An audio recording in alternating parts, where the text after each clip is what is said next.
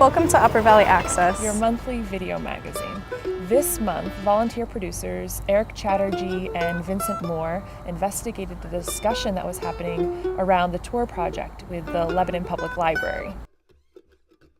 Also in Lebanon, we went to the Suicide Prevention Awareness Walk, which was a walk put on by Lebanon High School and Hanover High School to raise awareness about the risks of suicide. And longtime community producer Linda Carbonneau, host and creator of Walking Through Life TV show, celebrated completing 600 shows with CATV. We had a live audience, and guests included Lieutenant Governor Philip Scott and Governor of Vermont Jim Douglas. And a couple of our high school students also went out and they asked the public about their views of the next upcoming election.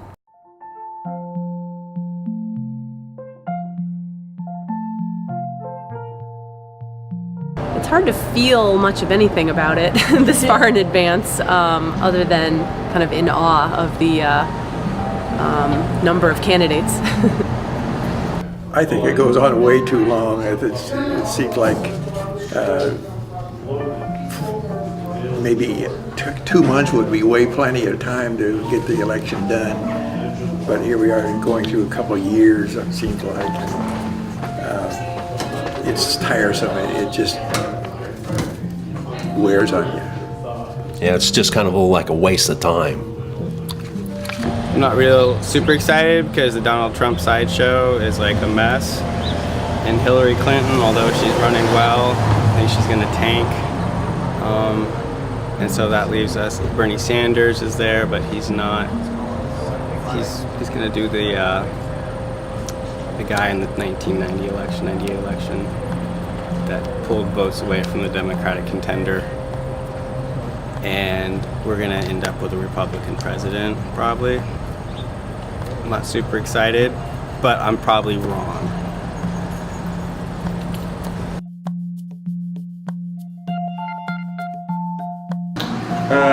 Well, the main feeling that comes to mind is mainly fear, seeing as I don't really have a say in it as of right now. So basically my generation can't exactly, doesn't really have a voice, even though in many cases I feel like minors or people under the age of under the voting age would have a much better say than others who can actually vote. I'm not at the age where I can vote, and so that means I have no voice in this election, and I see a lot of strong figures in the election, like one person that I've been seeing a lot of the places on the, like I would see things, I don't know, the internet, is Donald Trump, and I would be a little scared to enter the job pool if he was, running it, and I'm scared for my generation, just because we don't really have that voice that other adults do, and it's definitely fearful because there are some very strong characters in this upcoming election.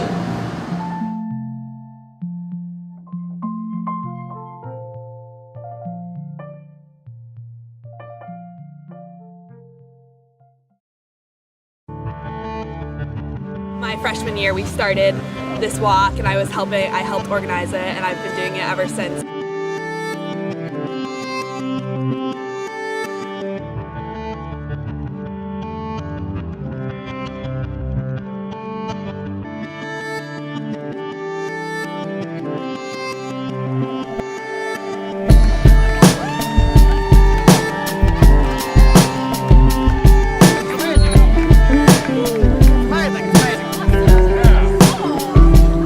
Had a number of adolescent suicide deaths in the Upper Valley region, and 3 years ago decided that we would do something about it. You don't really notice it and realize how much of an issue suicide is until you're directly impacted by it. And that it's very big in society today, despite how they try to cover it up and pretend it's not really there. I think it's very important that we talk about it. I walked today because I have friends who have suffered with depression, and I myself suffer with depression. And I have been at the point where I have been suicidal, and walking here is it's great. My younger sister, Sophia Romaine, took her life. And so for me, it's very personal to be a part of the Suicide Awareness Walk in the Upper Valley.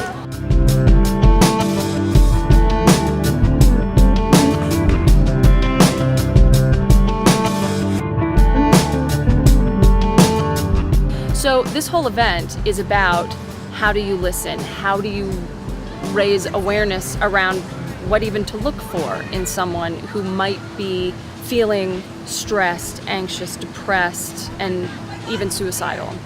When we start talking openly about suicide and attempted suicide, we really give people permission to get help for it. And we really give people the skills to be able to make good decisions about how to support the people in their lives that are that have suicidal ideation.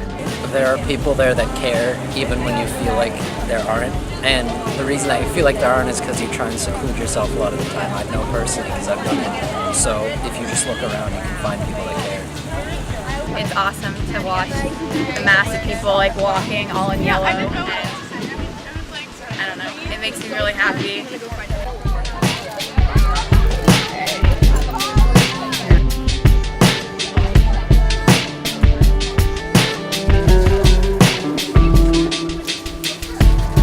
Know your resources. Ignorance is definitely not our friend, and we need all to know who's out there to be helpful.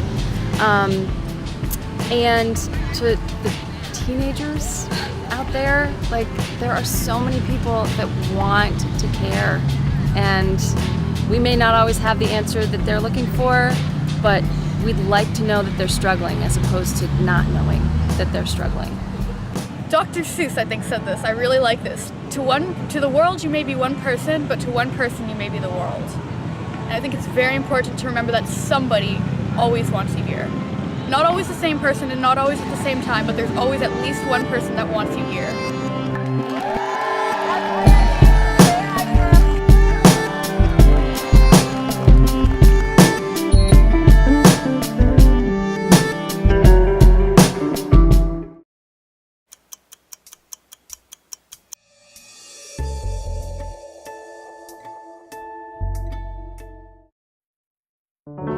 The town is like here.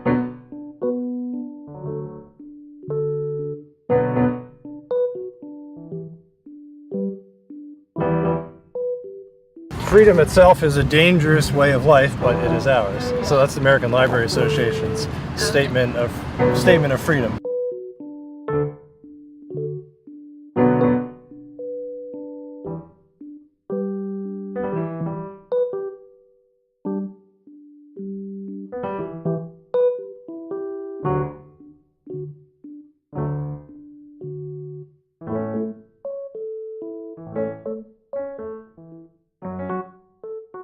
Tor Browser is a piece of software, free and open source, that helps people protect their privacy and anonymity online by obscuring their personally identifiable information to the internet.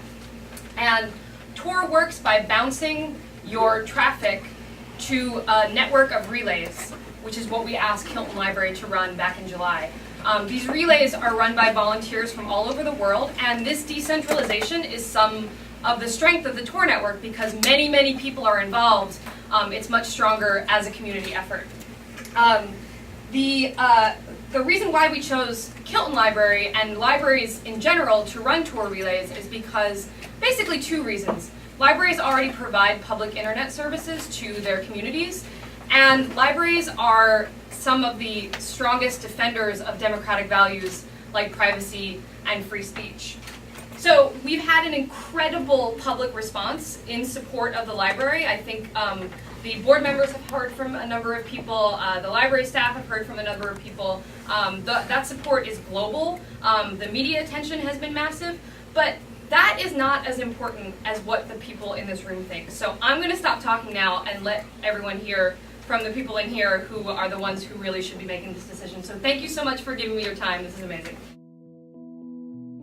Think of Lebanon when this was established, the type of people that came here and established this community.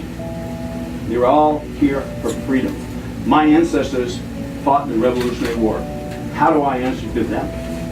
If they could stand before me today, if I stood before them and say, what do you like our government to do? What have you done? So I would say, stand up, be counted. It's got to start somewhere. Why don't it start in Lebanon, New Hampshire? Live free or die state. I would not want to take away freedom of a lot of people in the world on the off chance that something awful happens to my child.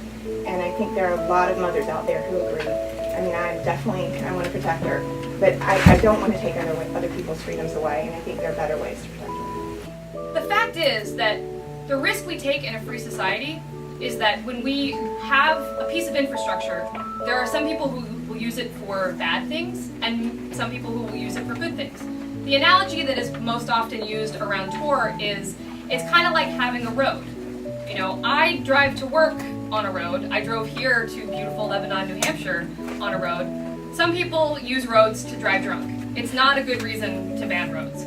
And the fact about Tor is that there are some criminals who use it, but criminals have many options to help protect their privacy. The virtue of the fact that they are willing to break the law to achieve their ends means that if Tor were to be completely shut down tomorrow, the criminals who use Tor would have still many other choices. But all those other people that we just mentioned, domestic violence survivors, journalists, whistleblowers, ordinary people who want to opt out of mass surveillance, those people would not have another option because they don't break the law, because they are people like you and me. Democracy in South America is very powerful in paper, but in America it's powerful, not only in paper. There's a reason the freedom of speech made me tearful because here it is real and made me proud to be here. You, as the board, are charged with making this decision. You are statutorily able to do this outside of the authority of the city council. Doing it data-based, doing it with a full understanding, doing it knowing that there are these concerns out there is what informed decision making is about.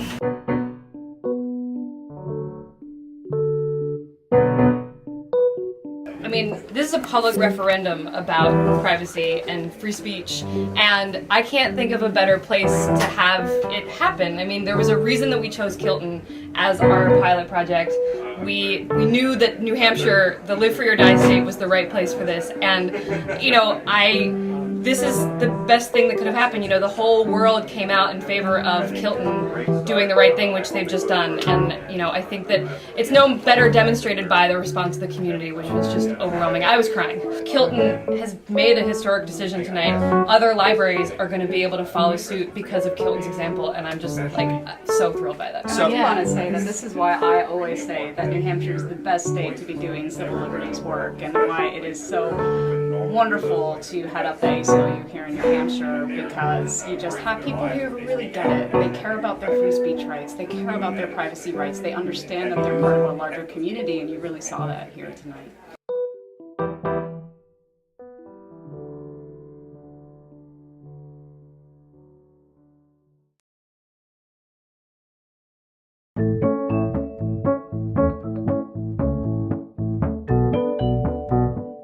Sure, my name is Scott Hausler, and I'm an Assistant Director of Parks and Recreation for the town. We're celebrating the history of the railroad here at White River Junction, part of the glory days of the railroad.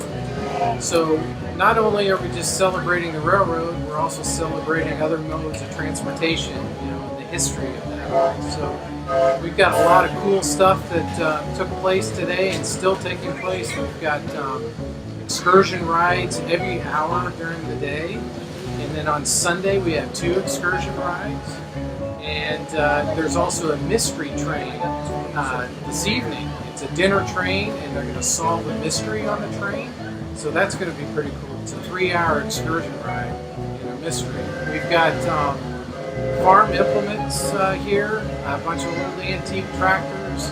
We've got all kinds of food, where the White River Junction Rotary Club had hamburgers and hot dogs and all kinds of goodies.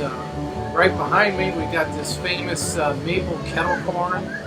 So there's just a lot going on today. Trackless train ride, a bunch of activities for kids in the bounce house, and just a great family-friendly event to celebrate the history of railroading in White River Junction. You know what I like to see is all the kids having a great time on all the rides, you know, the trackless train rides and the bounce houses. You know, obviously those games don't have a lot to do with railroading, but at least it does show a lot of community excitement at a festival. So that, and I like the maple popcorn. I don't know who the initial individuals are that started it, but I know a lot of railroad enthusiasts here in the community started the whole festival, and as you can see, all the fruits of their labor continues that event today. Glory Days has been going on since 1992, so it's been celebrated for a long time. This is a great annual event that we anticipate will continue to be celebrated here in White River for a long time.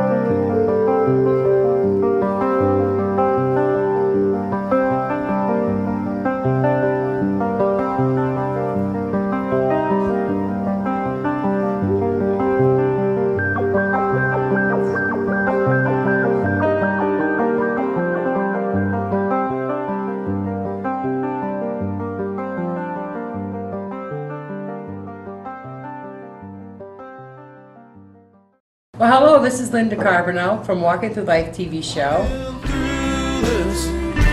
Life of mine, well, it's teaching me so many things, like how to love and how to lose and how to... Today I'm celebrating 600 Walking Through Life TV shows in 10 years. Can you believe it? 10 years. The idea came to me because I was sitting in my living room and I seen this big ad on the TV that said, "Be a star, create your own show." And I'm like, I wonder how that works. And I've always been somebody that's wanted to talk about my story of recovery. I've spent so many years infected with severe mental illness and addiction issues, and I found my path and I found my world where I could find recovery from both. So I always wanted to tell my story. So I called CATV and talked to the executive director, Bob, and he thought it was a wonderful idea and suggested that maybe I do a series on this. And I thought about it and I said, if I'm somebody that wants to talk about, things that I have done to get better, then maybe there's others. And so that's where Walking Through Life came from. So that's when I started, and the first few shows were, a lot of personal stories. Also, like the Turning Point Recovery Center came, and we talked a lot about, they were helpful for me to teach me how to read and write. And it was just a wonderful thing, and it's a wonderful thing to thank people that do nice things for you. And so from there, it just kind of grew and went on. And the one thing I liked about CATV is that knowing that I had a learning disability, they worked with me to teach me how to edit, how to videograph, how to make my dream come true. And that's exactly what I did. I've done lots of different types of shows, not only personal stories, but I've also done some shows with government officials and a lot of nonprofits and the police department, the fire department. I've done fundraisers, and this is where I found my passion. It makes me feel so good to have a passion because I am disabled, but it's nice to get up in the morning and know that I have something to do and that I have CATV down here to help my dreams come true. And that's exactly what they do. So this is what I'm doing, and I'm still doing it, and I want to do it for as long as I possibly can. So this is Linda Carbonell, and I'm telling you right now that there's nothing like finding your voice. And thank you very much to CATV for helping me find that. Guess what? I could not do any of this without my wonderful husband, Teddy Bear Carbonell. That's what I call him anyway, because he is a big teddy bear, but he's an important part of Walking Through Life. He's my sanity. He supports me. He's just a wonderful, wonderful person. He's also one of the first people that came on and talked about living with schizophrenia and some of the things that he has to do in his life to cope with that, right along with what I have to do. So you put the two together and we make a great marriage. Guess who wrote the Walking Through Life song? Tim Brick. Tim Brick is from Barrie, Vermont, and he is a singer-songwriter, and he's very well known here in Vermont, and he took the time to watch a couple of the shows and figure out what the exact wording would be to really highlight the show. So everybody that goes around there singing, "Walking through this life of mine." Of course, I can't sing it like him, but who can? There's only one Tim Brick anyway. Welcome to Walking Through Life. Hey, you're right. This is my show. Right. Not your show. This is my show. I'm more comfortable doing the intro like that. Hey, everybody. This is Linda Carbonell. Hey, I want to speak to all of you out there that may be sitting down saying, "Oh, I love this show, but it would be great if somebody did a show on this or that or whatever it is." You can do that. All you got to do is, like I did, come down here and shoot your idea out, and CATV will help your dreams come true. So I would encourage you to do that. Don't sit there and say, "Oh, I'm afraid to be in the camera," or, maybe this isn't a good show. Come and give us your ideas. Come down to CATV and find out what it's all about, because you can make your dreams come true, just as I did. 10 years, 600 shows. Come down and find out more about us. Bye.